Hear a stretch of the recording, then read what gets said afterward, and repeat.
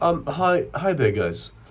I wanted to say a few words about these coming elections in Australia. As you guys know, there's elections next weekend in Australia, and there's something really important that we need to talk about, and we don't hear this on the news. Or if we do, it's not not enough. Is that there's a myth that the Liberal Party in Australia, there's nothing liberal about them. They are very conservative, but they are called the Liberal Party. They are the only ones that bring surpluses to on their budget. I mean, you hear conservative politicians in Australia constantly saying that we're the only ones that bring surpluses because the Labor Party never does that. We are much better economic managers.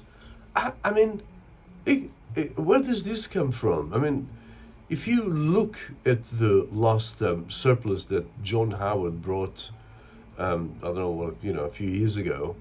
I mean, it's an absurd that John Howard had billions of dollars coming to his bank accounts every day, but billions of dollars.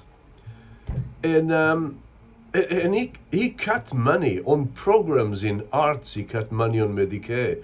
He cut money. I don't know, on schools, public schools. He told them that if you want some money, you have to build a chaplain. I mean, he cut money on legal aid. He cut money on everything. I mean, if you have lots of money, you would think you wouldn't be cutting money. You'd be putting it, because you got lots available. And you would help teachers. You would help nurses. You would help every sector that where everyone is underpaid. You got lots of money. Let's increase their wage. Well, he didn't. He decided, no, I'm just going to win an election. So I'm just going to tell everyone I'm a good economic manager. I have a surplus. Well, he has a surplus, but at a very serious social cost. If you have lots of money, you put it. Look at Aboriginal communities. There's thousands of them. They live like, like people live in South Sudan. Well, a country with lots of money. If you got lots of money available, let's go and help these people. Let's help people on the dole. I mean, this country, it's a country with very low crime because people that are on the dole, they can actually get a bit of money, get something to eat and buy $1,000 car and survive and not have to succumb to crime to survive. I mean, I have friends in other countries where the kids go to school with bodyguards so they don't get kidnapped. That has never happened in Australia. Well, it's about to happen because the dole hasn't increased for 25 years and people are struggling. If you have lots of money, I mean, you create programs. You have a good internet, a fast internet. I mean, the internet in Zimbabwe is faster than in Australia. You have to, you can thank Malcolm Turnbull to ruin the entire internet. And the fast internet in Australia would mean thousands or hundreds of, for example, Aboriginal communities. I mean, kids could go in front of a screen and talk with a teacher that is in Melbourne, in Perth, or in Sydney and do the entire high school. Doctors can actually do types of surgery or with fast internet.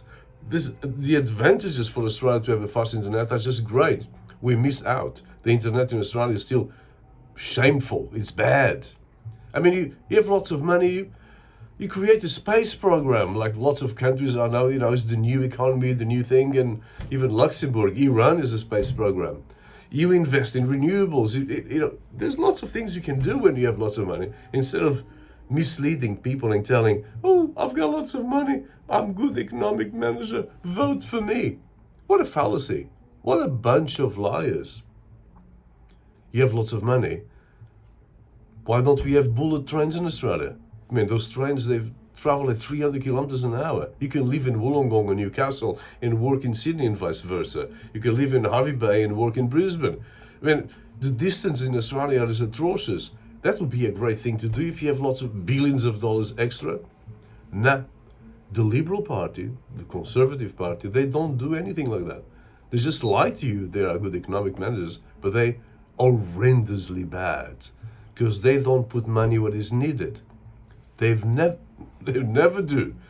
What they do is they cut taxes to their rich friends and privatize everything. In other words, sell what's yours. That's what they always do. So stop this fallacy of this idea that the Liberal Party, the Conservative Party, are good economic managers.